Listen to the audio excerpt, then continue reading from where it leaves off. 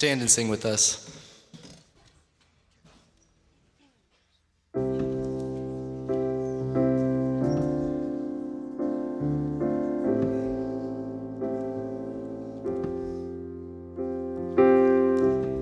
I've carried a burden for too long on my own. I wasn't created to bear it alone. I hear your invitation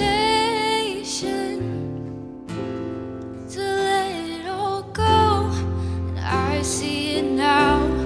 I'm laying it down, and I know that I need you. Run to the Father, I fall into grace. I'm done with the hiding, no reason to wait. My heart needs a surgeon, my soul needs a friend. So I run to the Father again and again and again and again. Oh, oh, oh. You saw my condition, had a plan from the start.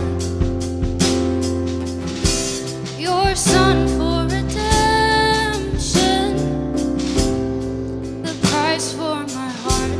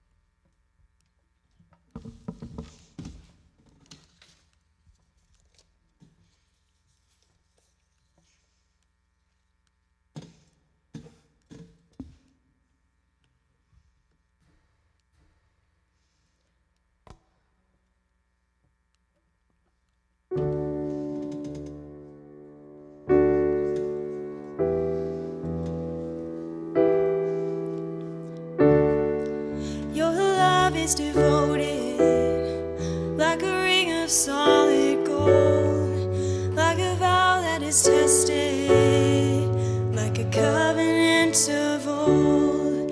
Your love is enduring through the winter rain and beyond the horizon, with mercy for today. Faithful you have been, faithful you will be.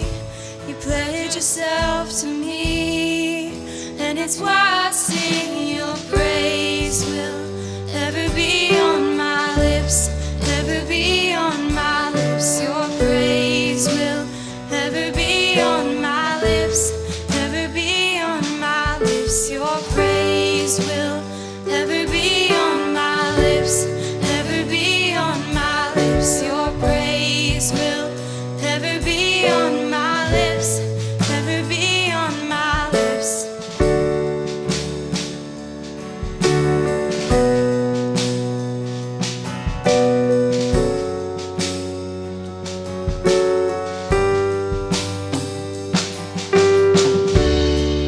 You father the orphan, your kindness makes us whole, and you shoulder our weakness, and your strength becomes our own. And you're making me like you, clothing me in white, bringing beauty from ashes. For you will have your bride, free of all her guilt, rid of all her shame, knowing my her true name. And it's why I sing. Your praise will ever be on my lips, ever be on my lips. Your praise will ever be on my lips, ever be on my lips. Your praise will ever be on my lips, ever be on my lips. Your praise will ever be on my lips, ever be on my lips. And you will be praised, and you will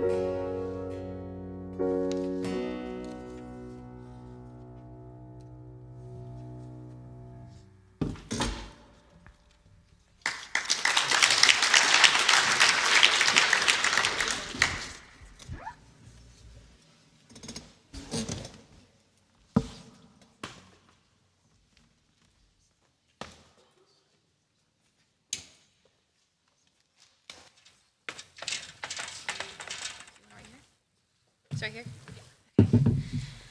Hey, good morning, y'all. So today we have two people speaking. Wait, can you hear me? Okay. We have two people speaking today. So first will be Ana Farner. Woo! Yeah, give it up. Give it up. She's going to be sharing about the service project she's involved in. And then after her, Mr. Loftin will be speaking. So go ahead and give it up for her again. Do you want this? Yeah.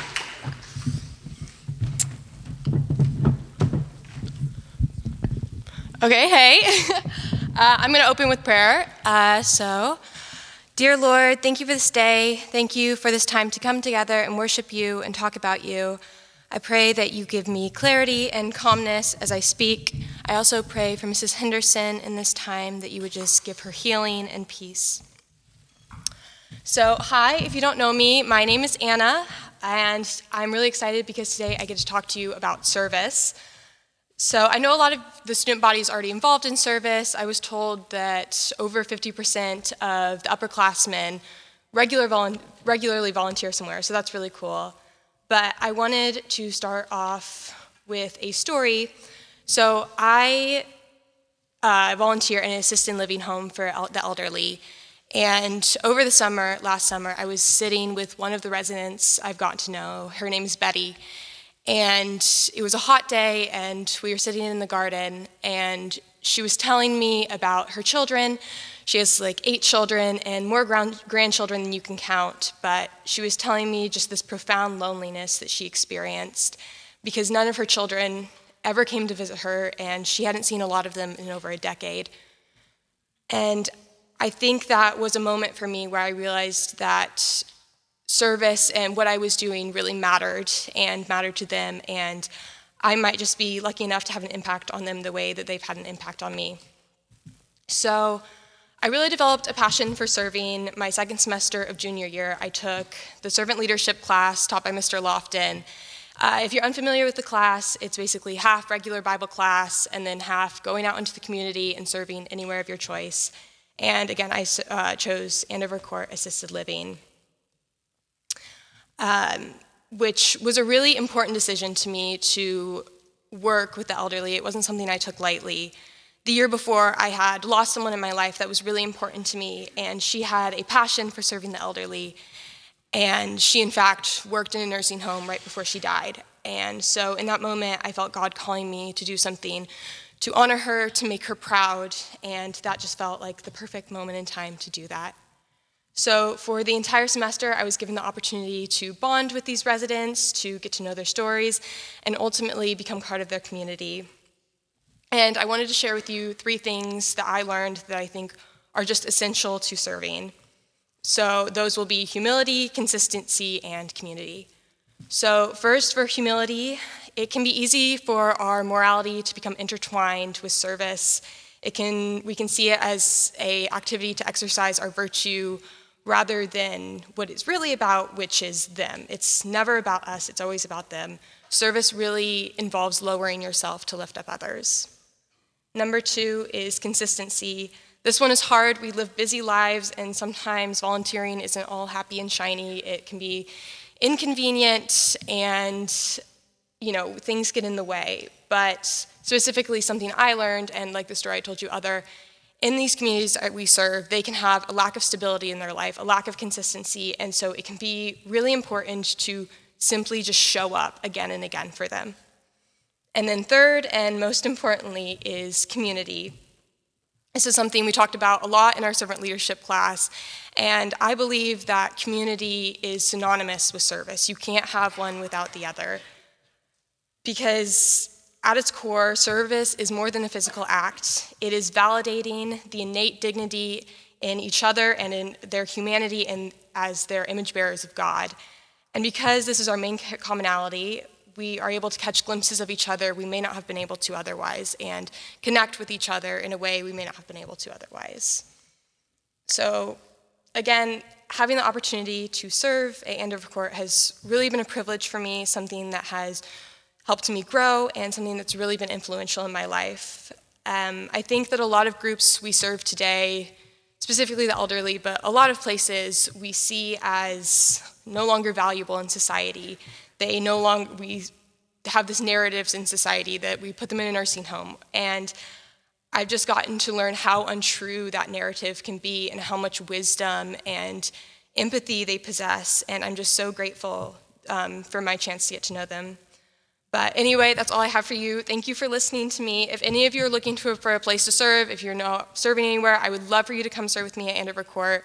They're looking for more volunteers. But thank you so much. And Mr. Loftin is next.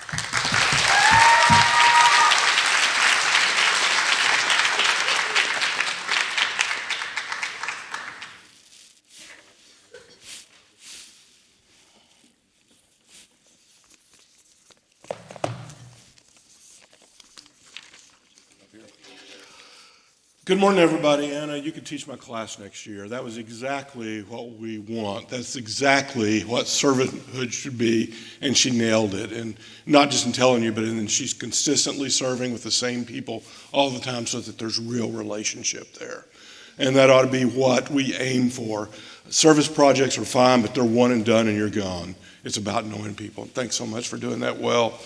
As a stand-up here, if you're a shepherding group leader and you didn't get the questions, I put some questions on the corner right by the door on the little ledge there. If you would like those, that'd be great.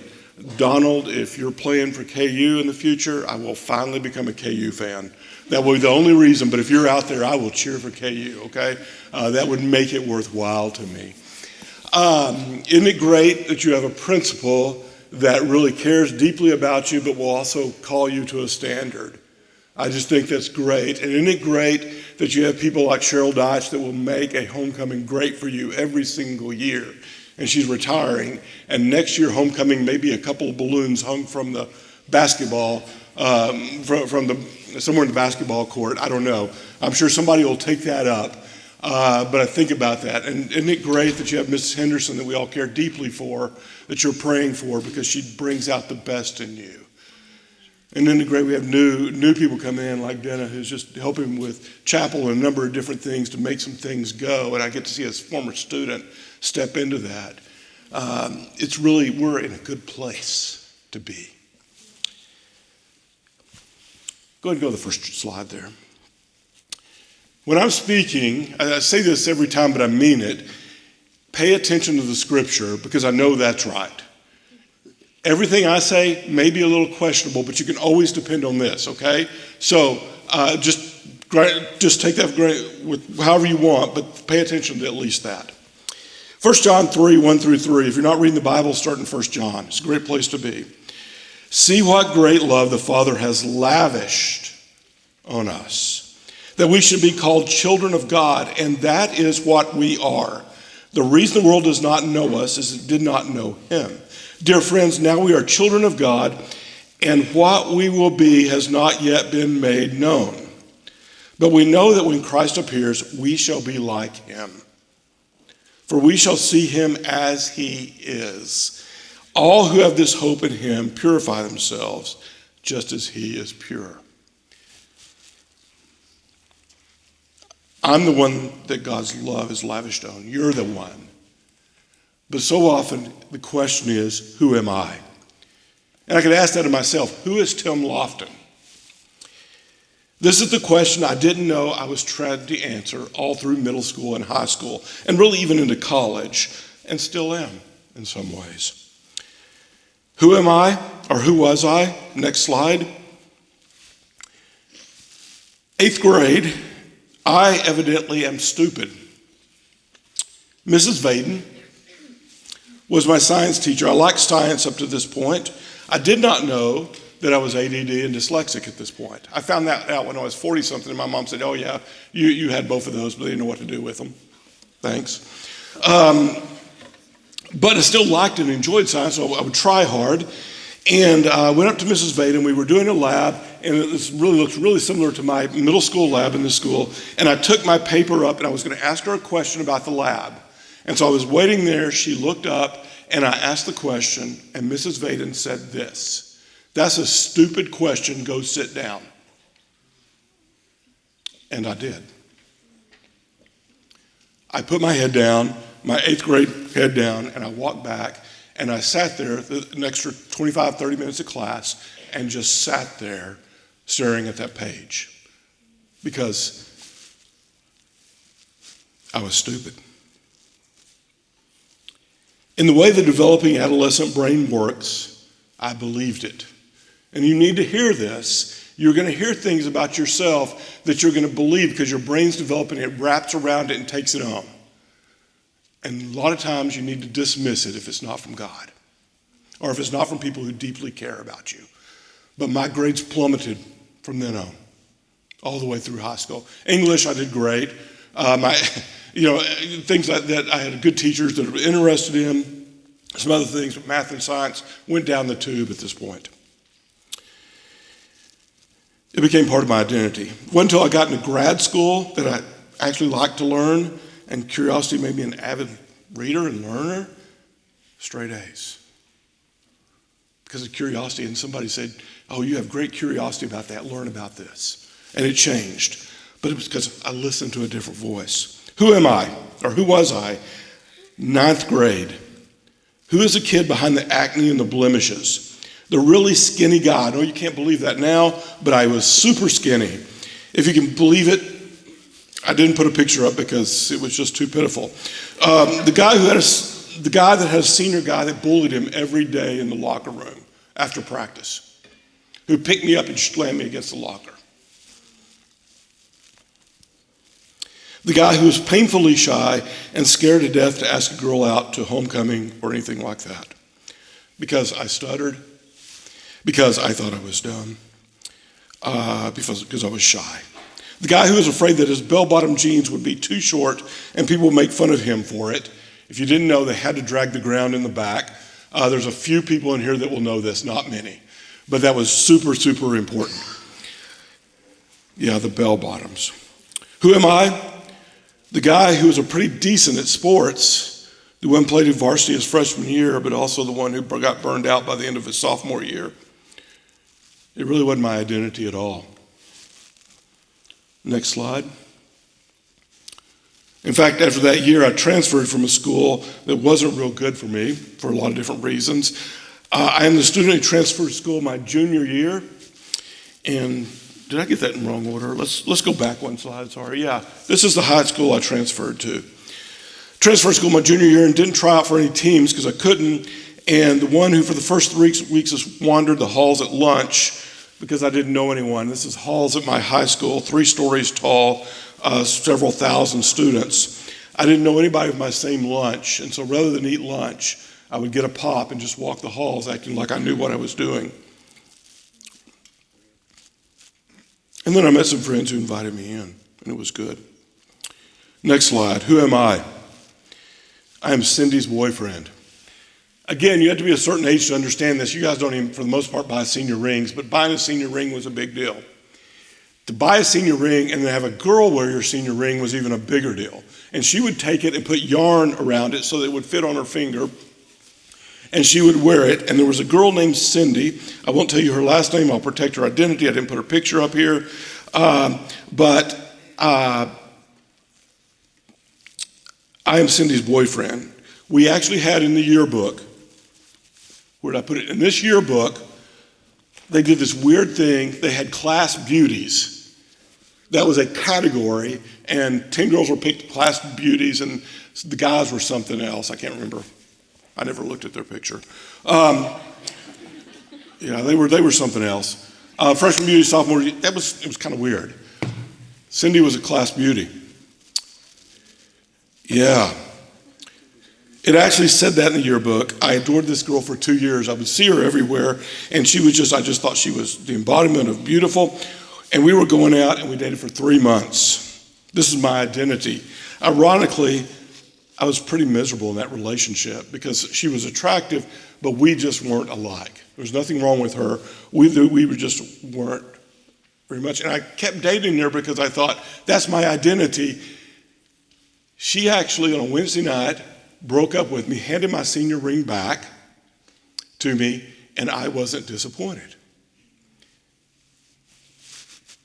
That wasn't my identity at all. And this probably happened with several other girls through high school and college. Who am I? the guy that made the Raider crew, the really cool thing to be at my high school. We rode horses sometimes to the games in this big Texas stadium. We wore cowboy hats. They didn't call us male cheerleaders because we wore cowboy boots and hats, but we did the pyramids and stuff like that. And it was a lot better than playing football for me at that point because it just was. Who am I? Maybe I wasn't good at school, but I had a really strong work ethic. I got a work permit from school and got out early and worked 3 different jobs. I made a ton of money in high school. I thought my identity was that I could simply outwork everyone else. At one job, I would just work harder than the people older than me. And the other 2 jobs were my own that I'd created. My Depression era dad valued hard work, and he was proud that I worked hard, paid for my own car, and people could depend on me. And he liked that about that, and I liked that about me. Who am I? I was the guy who hid my sin pretty well at times. The guy who lied too much, sometimes to impress others, sometimes to mislead, always trying to put a mask on of someone I was not in certain situations. And these were always, when I did this, my most miserable times in middle and high school. Every single time. However, during all of this, there was this constant, just little heartbeat, just in the background. There was this constant, quiet heartbeat of God and the Holy Spirit always pulsing through my life. It pulsed in ways by faithful parents that were faithful to God, faithful friends who loved me and loved God.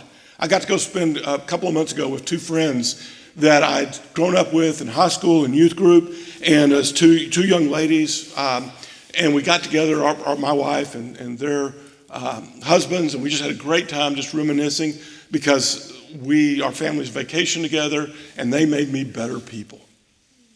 And then I'm going to go see a couple of friends in Dallas that made me better in high school, and I was always better, and I was always more identifiable when I was with them because they pointed me toward God. So it's powered by faithful parents, faithful friends who love me and love God, a great youth minister in ministry, a good church that didn't always get it right, but the people there loved me and cared for me and pointed me toward God, a great church camp, and lots of good mentors who invested in my life and cared about me. Find them. Find the adults that you trust that are following God and doing it well. Spend time around them. And during this time, I recognized it. Those were the best times of my life and the times I knew who I was. God showed up in these situations, these people. He took my insecurities and said, you are more than that. He took my failings and helped me learn and grow from them. And I can look back and see his fingerprints and his presence everywhere in my life. And when I see those, it was good. And those words ring from Genesis 1. It was good because I was in his presence. I may be the oldest person in this room right now, 62 years. But when I look back over these years and ask the question, who am I? I can tell you the one solid thing I can stand on. This is who I am. I am one who God loves. Even when I wasn't aware of it, even when I was unsure, even when I was indecisive, he has been there. I am God's son. Guys, you are God's son. Ladies, you are his daughters. I belong, I am his. Let me remind you of some things. You are more than your ACT or SAT score. Sat outside one time about 15 years ago of a girl crying because she had an 18 on her ACT, thinking it defined her. She's doing great. She's doing fantastic. Professional, doing wonderful things. You are not those scores. Do as well as you can, but that is not what defines you. You are more if you have a date for homecoming. I can't even remember the names of girls I went with. That's how important it is. Go with friends, it'll be a lot of fun. You are more than if you have a Stanley Cup or not. You are more than your popularity or amount of followers you have. If you get injured and can't play, you are more than your sport. You are much more than your social media feed. You are more than if you have Riz or not.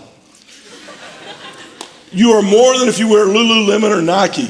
You are more than the vehicle you drive. You are more than your future college choice. Ladies, you are more than if you can afford drunk elephant or whether you have a Dyson Airwrap. Guys, you are more than your athletic ability or the vehicle you drive. You are not mid. You are loved. You are loved so very deeply by the God who created everything that exists for you. You are God's child, his kid. This is my identity. I am his kid. I am one who is worthy enough that someone sacrificed his life for me and you. You are loved. You are chosen. You are redeemed. You are worth dying for. You are his kid too. You are one in whom God delights. Next slide. This is Leo. I'm a granddad. I'm going to put my kids' pictures up every time. This is my youngest grandson. He had his first birthday party this week. Everyone in the family says he looks like me. That is one good-looking kid there. I'll show you some side by side sometime. He's learning to walk. In fact, just this weekend. And this weekend, he stood up, took a few steps, and when we applauded and cheered, he got this big smile, clapped his hands, looked at each of us, and then stood up and did it again and again and again for 45 minutes. And looked at us and clapped hands and prompted us every single time. This is my identity. I have a God that delights in me and cheers me on, even in the smallest things. I have a God that delights in me like I delight in Leo. And so do you. I'm going to end with two scriptures. This is 1 John 3, 1 through 3. It's the actual, go to the next slide, please. I want to personalize this. Read it with your, change it a little bit. As you read it, think about yourself. See what great love the Father has lavished, poured out on you, that I should be called a child of God, and that is what I am. The reason the world does not know me is it does not know him. Dear friends, now I am a child of God, and what I will be has not yet been made known. But I know that when Christ appears, I shall be like him. For I will see him as he is. Man, I want you to be able to see yourself as you are through the eyes of God. It'll change everything.